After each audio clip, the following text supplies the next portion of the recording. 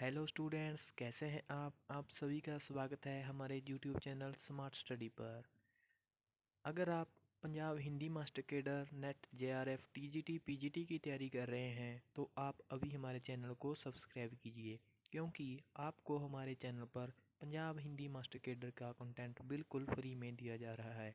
जी हाँ, बिल्कुल फ्री में। चलिए तो आगे बढ़ते हैं और देखते हैं हम आज का टॉपिक। आज का हमारा टॉपिक है साहित्य इतिहास लेखन की परंपरा, जिसमें हम डॉक्टर राम कुमार वर्मा के विद्वान के बारे में जानेंगे। इससे पहले वाली वीडियो में हमने गारसादा तासी, शिव सिंह सेंगर, मिश्र बंधु, आचार्य रामचंद्र शुक्ल आदि विद्वानों के ग्रंथों और उनके संबंधी तथ्यों को जाना था।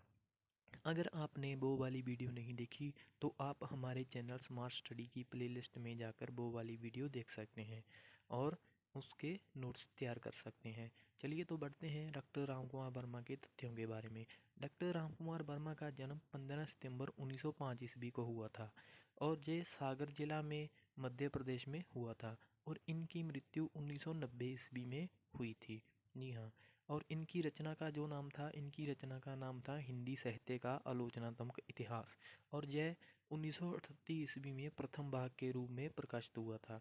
इनकी रचना का नाम था हिंदी साहित्य का आलोचनात्मक इतिहास, और प्रकाशन वर्ष 1938 ईस्वी प्रथम भाग प्रकाशित हुआ था। और इसका जो दूसरा भाग है वह कभी प्रकाशित नहीं हुआ था, और इसलिए इसे अधूरा ग्रंथ भी माना जाता है। अधूरा ग्रंथ इसलिए है क्योंकि इसमें 693 ईस्वी से लेकर सिर्फ 1693 ईस्वी तक का इतिहास ही शामिल किया गया है, जो कि 1000 वर्षों का इतिहास माना गया है।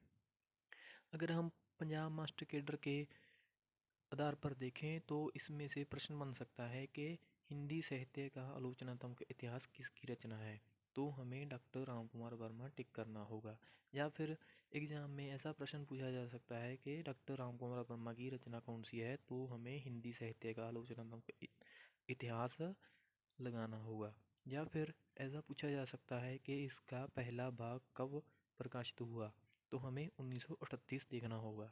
या फिर पंजाब मास्टर केडर में ऐसा सवाल भी आ सकता है कि ऐसा कौन सा ग्रंथ है जो अधूरा ग्रंथ है, और हम हिंदी साहित्य का आलोचनात्मक इतिहास टिक लगाएंगे। या फिर ऐसा भी पूछा जा सकता है कि ऐसे कौन से विद्वान हैं जिन्होंने अधूरा ग्रंथ लिखा, तो डॉक्टर राम कुमार वर्मा हमें सिलेक्ट करना होगा। जी हाँ, चलिए तो आगे बढ़ते हैं और जानते हैं इनके और तथ्यों के बारे में। राम कुमार वर्मा ने इस ग्रंथ में अपभ्रंश की बहुत सारी सामग्री लपेट ली थी। जी हाँ, क्योंकि इसमें डॉक्टर राम कुमार वर्मा ने अपभ्रंश की बहुत सारी सामग्री लपेट ली थी, क्योंकि जो अपभ्रंश का समय है वो 500 ईस्वी से लेकर 1000 ईस्वी तक माना गया है।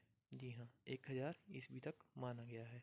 और इस ग्रंथ में जो सामग्री थी वो थी 693 ईस्वी से लेकर, इसीलिए इस ग्रंथ में अपभ्रंश की बहुत सारी सामग्री समेट ली गई थी। और इन्होंने हिंदी का पहला कवि जो था वो किसे माना था, इन्होंने हिंदी का पहला कवि माना था स्वयंभू को। जी हाँ, इन्होंने हिंदी का पहला कवि माना था स्वयंभू को। और ये प्रश्न पंजाब मास्टर केडर में आ सकता है। आचार्य रामचंद्र शुक्ल जी का जो ग्रंथ था हिंदी साहित्य का इतिहास, उस ग्रंथ को आधार बनाकर यह ग्रंथ लिखा गया था। और इन्होंने आदिकाल को दो भागों में बांटा था। कौन कौन से थे वो? संधि काल और चारण काल। जो संधि काल का समय था वह विक्रमी 750 से लेकर विक्रमी 1000 तक था, और जो चारण काल था वह विक्रमी संवत 1000 से लेकर विक्रमी संवत 1375 तक था। और दूसरा काल जो था वो था भक्ति काल, जिसकी समय सीमा विक्रमी संवत 1375 से लेकर 1700 तक थी। और तीसरा काल था रीति काल, जिसकी समय सीमा विक्रमी संवत 1700 से लेकर विक्रमी संवत 1900 तक थी। और जो चौथा काल था आधुनिक काल, उसकी समय सीमा विक्रमी संवत 1900 से लेकर अब तक मानी गई है। ये डॉक्टर राम कुमार वर्मा जी के अनुसार मानी गई है। जी हाँ, अगर आप हमारे चैनल पर नए हैं तो हमारे चैनल स्मार्ट स्टडी को अभी सब्सक्राइब करें। इनकी पहली कविता देश सेवा, जो मात्र 17 वर्ष की आयु में लिखी गई थी, और इन कविता पर इन्हें 51 रुपये का पुरस्कार भी मिला था। जी हाँ, इनकी पहली कविता देश सेवा जो मात्र 57 वर्ष की आयु में लिखी गई थी और 51 रुपये का पुरस्कार भी मिला था। अगर हम इनकी अन्य रचनाओं की बात करें तो इसमें एकलव्य है, अंजलि, चित्ररेखा, आकाशगंगा, चित्तौड़ की चिंता, जौहर, हिमहास, अभिशाप, ये डॉक्टर राम कुमार वर्मा की अन्य रचनाएं हैं जो एग्जाम में पूछी जा सकती हैं। हमें इसे भी याद करते हुए आगे बढ़ना होगा। और अब हम डॉक्टर राम कुमार वर्मा के तथ्यों की रिवीजन करते हैं। इनका जन्म 1905 में हुआ था। सागर जिला मध्य प्रदेश में हुआ था। मृत्यु 1990 ईस्वी में हुई थी। इनकी रचना का नाम क्या था? हिंदी साहित्य का आलोचनात्मक का इतिहास। कब प्रकाशित हुआ? 1938 में प्रथम भाग, और दूसरा भाग कभी प्रकाशित नहीं हुआ, इसलिए इसे अधूरा ग्रंथ माना जा सकता है, जो एक बहुत इम्पोर्टेंट प्रश्न भी बनता है। और इसमें 693 से लेकर 1693 ईस्वी तक लगभग 1000 वर्षों का इतिहास शामिल किया गया था। और अगर हम इस ग्रंथ की बात करें तो इस ग्रंथ में अपभ्रंश की बहुत सारी सामग्री समेट ली गई थी और इन्होंने पहला कवि स्वयंभू को माना था। और किस ग्रंथ को उदार बनाया था? आचार्य रामचंद्र शुक्ल जी के ग्रंथ को उदार बनाया था, जिसका क्या नाम था? जिसका नाम था हिंदी साहित्य का इतिहास। और इन्होंने आदिकाल को दो भागों में बांटा था। कौन कौन से? संधि काल और चारण काल। और फिर भक्ति काल, फिर रीति काल, फिर आधुनिक काल। जी हाँ, इन्होंने आदिकाल को दो भागों में बांटा था। और इनकी अन्य रचनाओं की बात की जाए तो इसमें एकलव्य, अंजलि, चित्ररेखा, आकाशगंगा, चित्तौड़ की चिंता, जौहर, हिमहास और अभिशाप शामिल हैं। और इनकी पहली कविता क्या क्या नाम था? देश सेवा, जो मात्र 57 वर्ष की आयु में लिखी गई थी। तो ये सभी जो तथ्य थे ये डॉक्टर राम कुमार वर्मा जी के बारे में थे।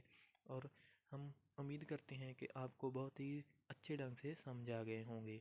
और हम इसी प्रकार आगे आगे साहित्य लेखन की परंपरा को आगे बढ़ाएंगे और आगे आने वाले विद्वानों के बारे में और उनके ग्रंथों के बारे में, तथ्यों के बारे में जानेंगे। अगर आप हमारे चैनल पर नए हैं तो हमारे चैनल को अभी सब्सक्राइब कीजिए ताकि आपको आने वाली वीडियो आसानी से मिल सके। और इस क्लास का जो पीडीएफ है वो टेलीग्राम ग्रुप में दिया जाएगा, जिसका लिंक डिस्क्रिप्शन में दिया हुआ है।